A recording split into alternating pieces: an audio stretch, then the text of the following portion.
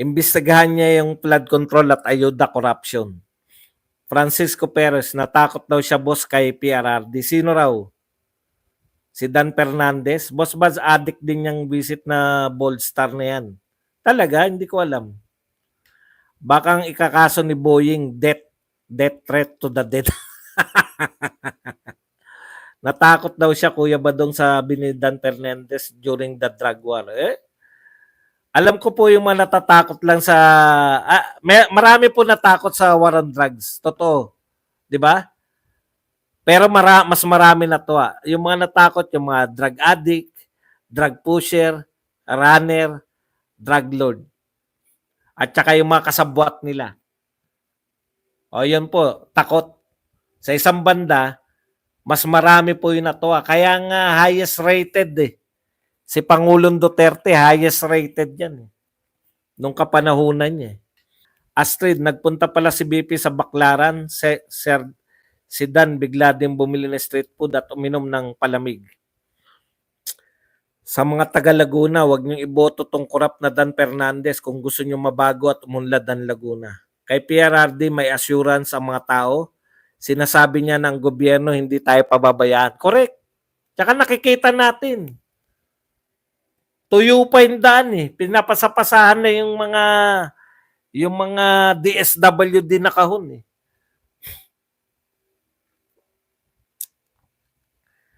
Hindi natin alam eh. Baka mahal na mahal siya ng mga taga Laguna. Di ba? Ganun talaga eh. Wala tayong ideya kaya mahirap po sa local eh. Baka naman ang bait-bait niya sa Laguna. Baka dito lang sa atin sa national level yan. Ano? Dito sa Bicol, nung panahon ni PRRD, 1 linggo pa lang nakahanda ng evacuation center sa bawat barangay at ang sisipag magpalikas ng mga kagawad at tanod namin dito sa barangay. Tsaka ang kagandahan po nun, alam po ng lahat ng tao. Kumbaga, yung matitigas na lang yung ulo, di ba? Ilang beses na ako nakakita, naglalakad hindi po nakasakay sa bangka. Naglalakad po yung mga barangay, kagawad, kapitan. Nakikiusap po kami sa inyo. Ma'am, darating na po ang bagyo, punta na po kayo sa evacuation center. Alam niyo yung mga napapahamak, yung mga bantay, yung ayaw nilang iwan dahil mananakaw yung mga gamit nila. Ganun po. O kaya yung mga mismo magnanakaw. Dalawa ayaw pumunta ng evacuation center. Yung mga may mananakaw tsaka yung mga magnanakaw. Sa Laguna kasi libre palaba kay Dan kaya mahal siya naman. Nakita ko maglaba, vice gov niya ba yun? Nakita ko maglaba, isang pantalon, dalawa pa sila eh. Walang kwentang gobyerno natin. Mantakin mo, both houses, puro imbestigang pinagagawa na dapat trabaho sana ng judicial branch ng gobyerno natin. Correct. Di ba kaso na yan eh. Hindi dito nakikita si Dan Fernandez. Lumalabas lang yan pag humihingi ng boto. Silent 07, bangag ka din ano. Sabi nga ni BP Sara, lahat ng hinaing reklamo sa kanya, sinagot niya sa COA. Kasi yun yung tamang venue, hindi yan sa Congress. Confidential nga, hindi ka ba makaintindi? Sunod-sunuran po yung mga yan. Akala nila, Congress, magbigay kayo ng Vice President na sinalang sa Kongreso. Presidente meron, pero impeachment yun. Pwede nyo namang isalang sa Kongreso, i-impeach nyo muna. Hindi nyo nga ini-impeach. Anong gusto nyo? Mas mataas kayo sa Vice President? Kalokohan, din nyo kaya yun. Iimbitahin nyo dahil meron kayong akusasyon. Inakusahan nyo sa Kongreso ng kung ano-ano lang. Gusto nyo pagpaliwanagin. Tinalo pa ni Pangulong Duterte ang Mexicano, Colombiano at Amerikano sa pagdeklara ng war on drugs. Masipag ang mga ahensya ng gobyerno noon ni Digong. Ngayon, tulog sa kangkungan ng mga kumag. Mag-demand kayo kung anong nagawa o gagawin. Magpa-drug test, baka madaanan naman kayo sa pakyut at ayuda ni Dan. May kaso daw yan, Dan Fernandez na yan. Panood ko sa live ni Sir Buster. Wag tayo mag-daw, mamaya.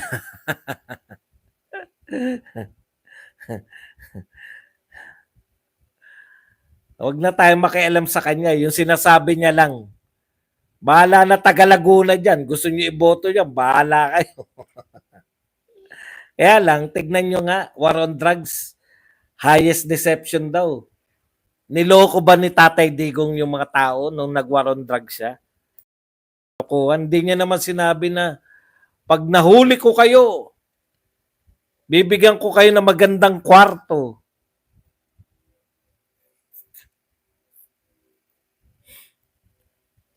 TikTok viral si BP, galing sumayaw.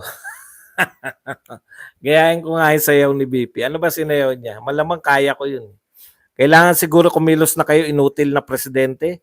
Magna Quarta yan, baka napalit ng dollars ang pondo ng bayan para pag nagkagulo, ready nang tumakas. Yan, napanood ko na yan. Walang project si Fernandez sa amin. Wala ka palang project.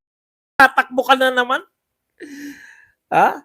Yari ka kay Aragones. Si Aragones pala kalaban. Sol Aragones kalaban ni Dan F. Pag natalo yung mga taga-Congress, alam niyo na kung bakit. Laban pa kayo sa mga Duterte.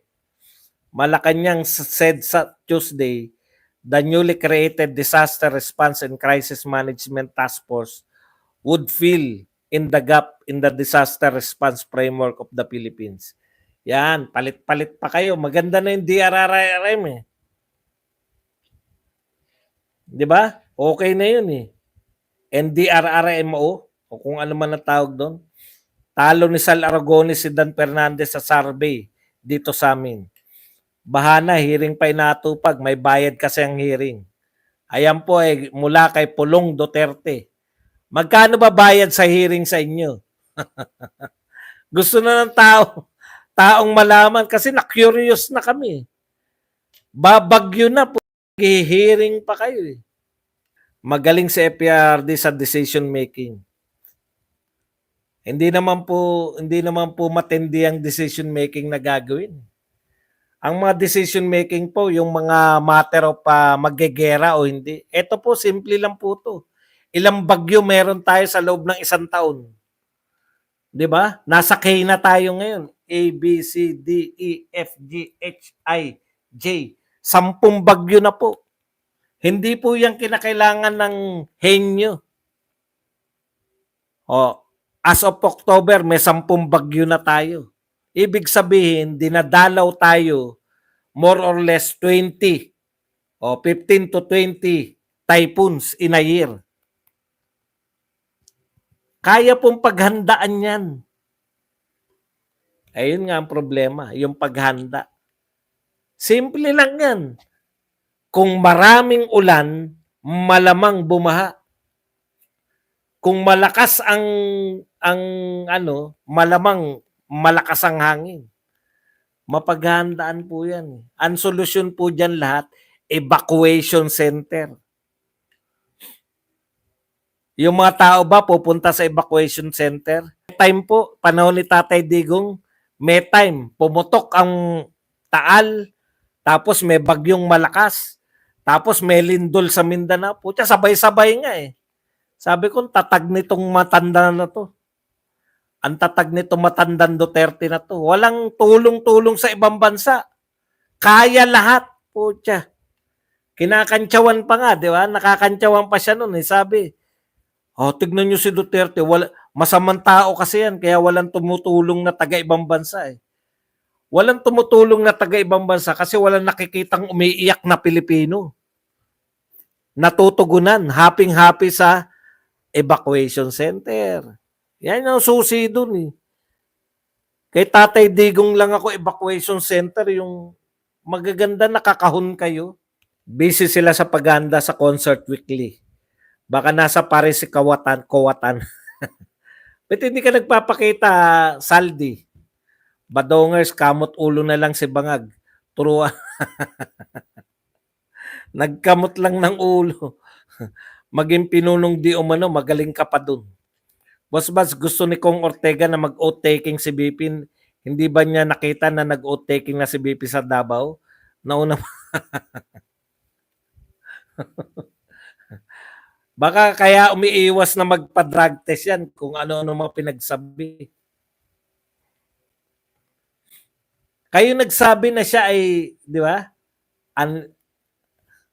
Wala talaga itong mga younger to. Pag kayo nagsalita na si BP Sara ay unstable, unhinged, unbecoming, tapos kinol yung hamon nyo, na sige, psychiatric test ako para patunayan na ako ay matino. O, tapos magpapadrug test pa ako. Kayo din. O, ngayon, kinol yung hamon nyo. Imbis na i-call, ang dapat dun Ortega, i-call mo muna. Hindi yung bibigyan mo na naman siya ng bagong hamon. Ano yan? Eh di walang katapusan. Bakit ka umiiwas sa drug test? Taga saan ba yung Ortega? Hilingin nyo mag-drug test.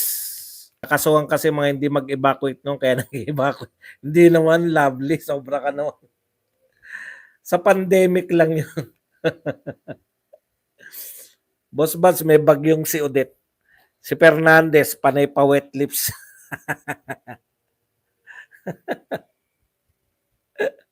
Napupuna mo yung pagpapakyut. Sanay kasing may nagpapakyut rito kay Caitlyn. Ano na naman kaya si ni BBM tapos na ang barko? Baha nga ang sinisisi. Wala tayong magagawa dahil may baha. May mauti pa, Boss Buds. Wala pang Marawi ngayon, di ba? Talagang, ang sabi nga ng marami, pag incompetent talaga, mahirap talaga. Napakahirap talaga pag incompetent ang ngayon.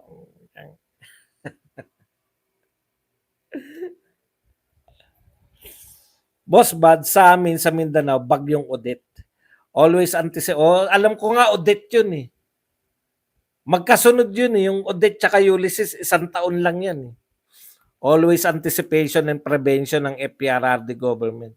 Kaya tuwan-tuwa yung mga nasa ano eh. Minsan saglit lang yung bagyo eh, di ba? Pero meron pa silang kahon-kahon, iuwi na nila.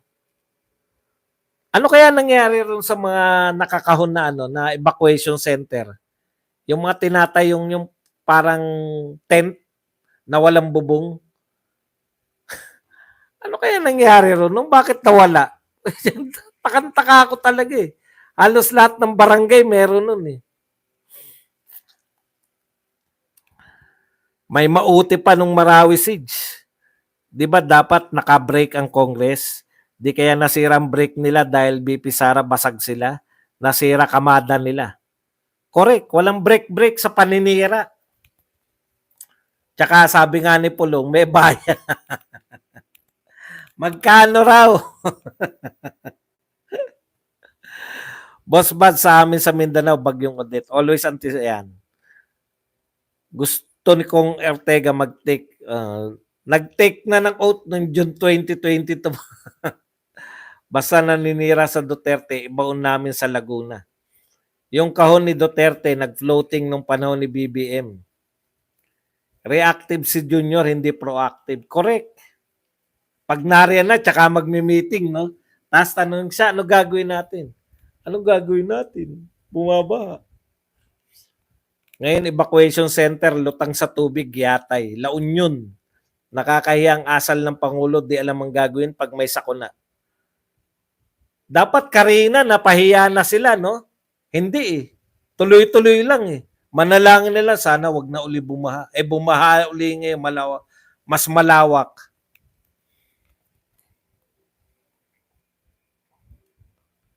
La Union po. Taga La Union pa. Mga Ilocano pala yan. Panalo pa rin yan. Basta kumampi sa Marcos. Totoo ba, Sir Bas, natalo ang governor sa apela sa ICC? At dapat na ang desisyon na ikaw naman, Wilber Acuña, nagpapaniwala ka pa sa ICC. Kung kanino mo man yan na ano yung ICC niyan, doon ka na lang makinig at manood. Hindi po tayo member ng ICC. Yun lang po ang sasabihin natin. Hindi po tayo member niyan. Wala po silang jurisdiction. Bumaha din sa Batangas. Siya, walang crisis management si BBM kasi wala kasing trabaho yan bago mag-presidente. Baka masayang ang bayad per hearing sa Congress at Senado.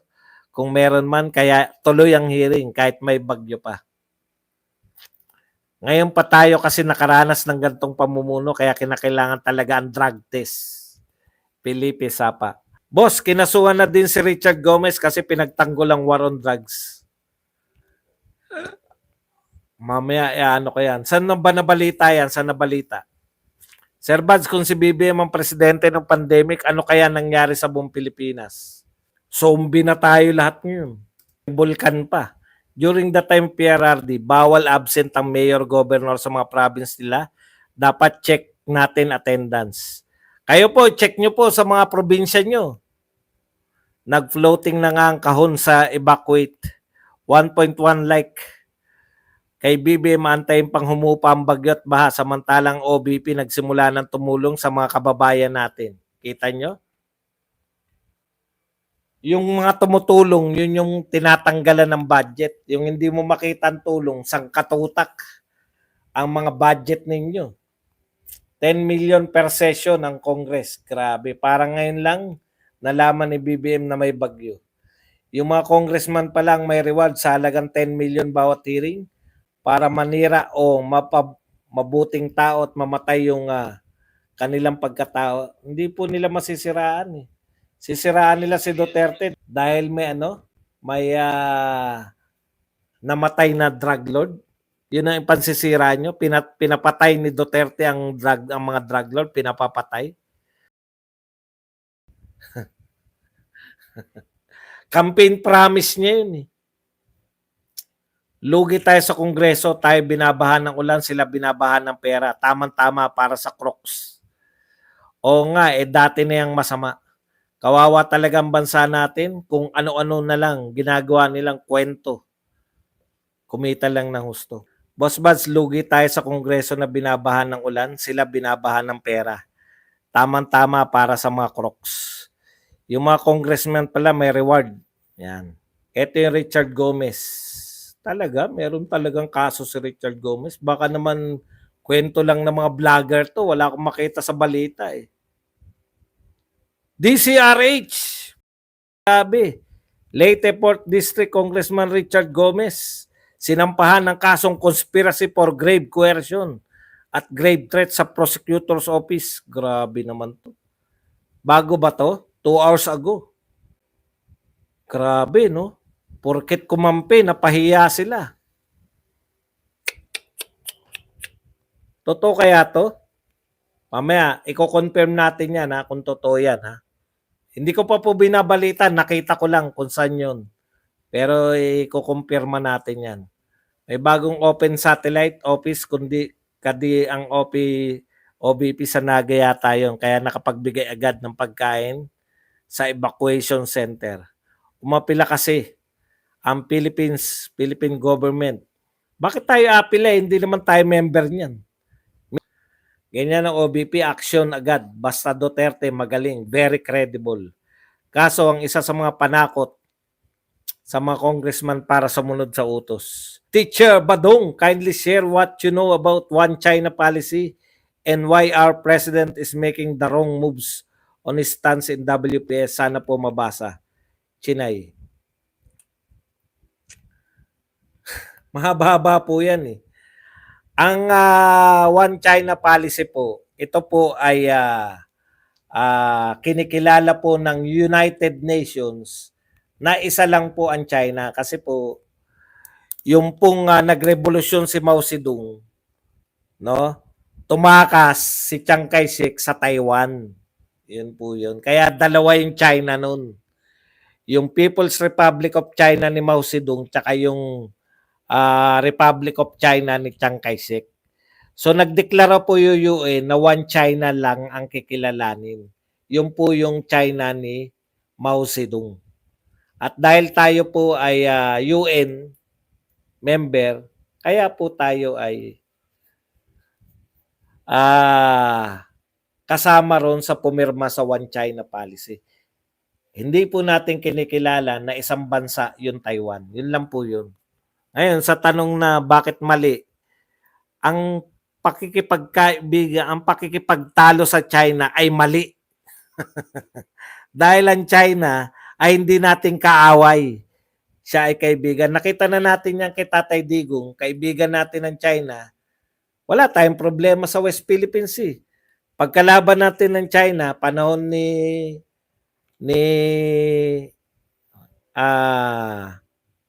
Noynoy, may problema tayo. Ngayon din may problema tayo. Hindi naman po wag po niyo kung tanungin ng mga ano kaya kasi po sinagot lang kita Chinay pero wag yung mga for ano lang for the purpose na gusto kitang sagutin. Kaya lang sa susunod sana yung mga malapit lang po sa ating topic kasi masyadong lumalayo. Kaya lang kita sinagot kasi nakakaya naman na sinasagot ko lahat tapos ikaw hindi kita sasagutin. Pero sa susunod, pag topic natin sa China, doon mo lang itanong kasi, di ba? Ma-out of topic po tayo masyado.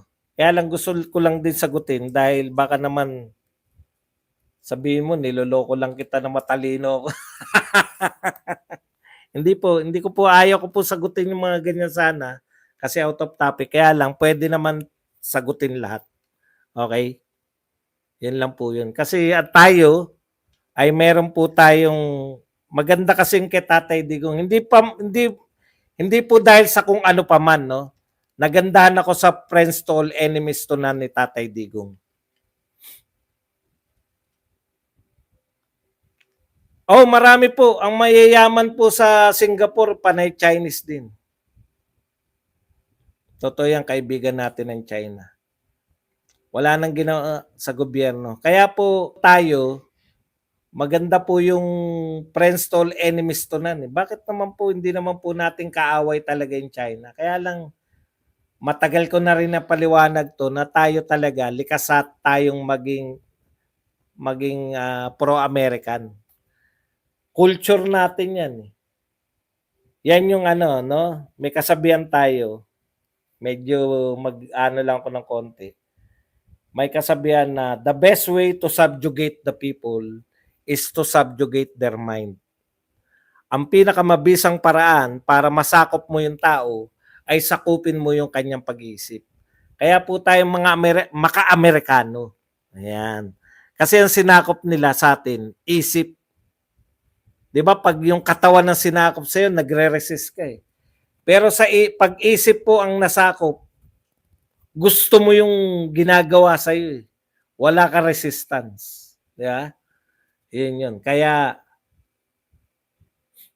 Tatay Digong is the best president watching from benefit kasi yung mga Pinoy pagkampi sa China. International relations, pwede nyo namang i-research at di nyo na yan mako-consume lahat ng information sa isang araw lang. Sometimes months na research yan at basa-basa. Hindi, ano po, pinasisimple ko lang eh. Chinese sister cities namin sa Davao City continuously helping us. Kaya sana tapusin na natin si Kita mo? Kita mo, di ba? Mananawagan ka ngayon na tapusin si Bibi nung pinanomote mo.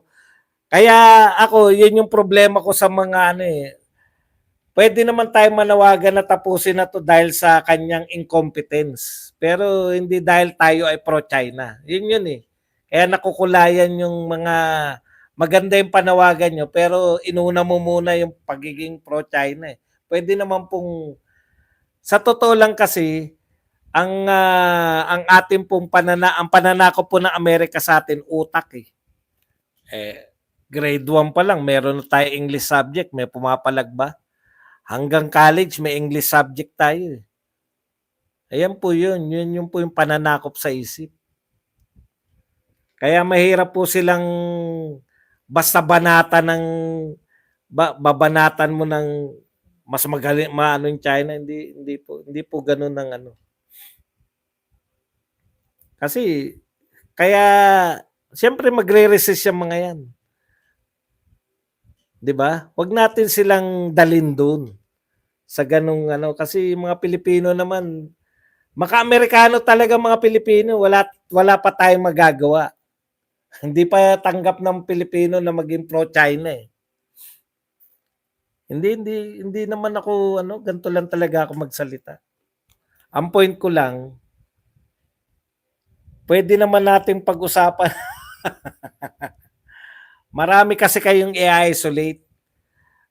Maraming mga magaganda sinasabi pero promote sila ng promote sa China. Kaya hindi sila pinakikinggan ng mga tao na anti-China, 'di ba? Sayang naman 'yun, ang dami pong alam niyo 'yun, pro Duterte na ayaw din naman nila sa China. Kaya ako pro Duterte lang ako eh. Pakikipagkaibigan sa China, wala akong problema. Pero yung i-insist nyo na pro-China tayo kaya palayasin si Bongbong, hindi po. Pwede nating ayaw natin sa presidente natin dahil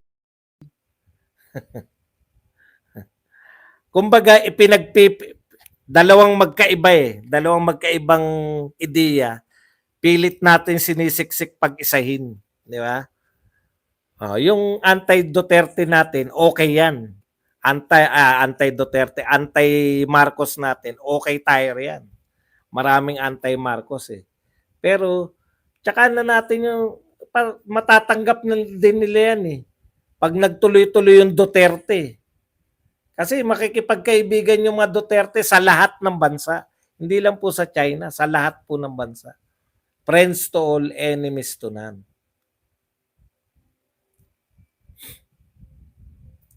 Ma-isolate kasi, sayang, yung mga marami pong pro Duterte. Sir Baz, di nyo ba napapansin na may passbook si Sara? May dilubyong dumarating? Ano? Sir Baz, di nyo ba napapansin pag may passbook si Sara? Anong passbook? Wala po sila nakasagupan tulad ni BP Sara Duterte. Malambing na matapang at kaya sila lahat barugin.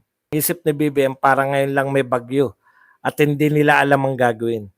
Bakit kasi maglagay sila ng pro-China, pro-America? Bakit may ganon silang tama po, dapat wala, pro-Pilipino lang tayo. Kawawa naman mga taga Bicol, asan si Saldi Sornak? Bigla ko naalala si Saldi Sornak, mga bata tayo, di ba? Karakarate yan. Saldi Sornak, Ramon Zamora. Pro-Philippines lang tayo, dami ng problem sa PH. No serious solution, busy sa kakahiring. I still have to witness the humanitarian efforts of Americans. Where is it? Sarap sa pakin BBM. Time of PRRD, early ang preparation for all disasters. Correct. Isang bangungot ni BBM, pag lagi may baha, hindi makalimutan ng mga tao ang flood control projects. Ang laki kasi. Ang laki kasi ng budget eh. Grabe po ang budget. Alam nila kung saan talagang marurunong eh. Mahirap talaga pag ang may hawak ng budget eh, alam niyo na. Constructor. Contractor. Tony Ferrer pa, pucha. At idagdag mo rin si Agent Double O, Weng Weng. Agent Double O. Napanood nyo ba yung si Weng Weng? Pucha, tindi, no? Ang dami mga pelikula nung araw na walang bumabati ko sa gobyerno ng mga Marcos Romualdez sa Taraneta. Si BP Sara Inday Sara Duterte po lamang ang nag-iisang kumakalaban sa kanilang lahat. Marami naman mga pro Duterte. Kaya lang wala lang pumapansin. Di ba? Wala pumapansin eh. Ano ba yan sila Panelo, sila Roque? Hindi lang sila pansinin. Lumalabas lang sila sa SMNI. Pero pagdating po kay BP Sara, putya hindi pwedeng i-ignore eh. Di ba? Kasi pag in-ignore, halimbawa ng GMA, lalabas sa ABS-CBN, putya, malaking balita yun. Yun eh. Yun yung kahit walang binabayaran si BP Sara na press people.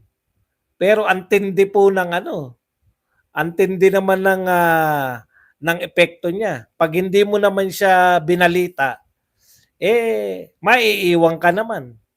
Wala ka ng kwentang news agency nun.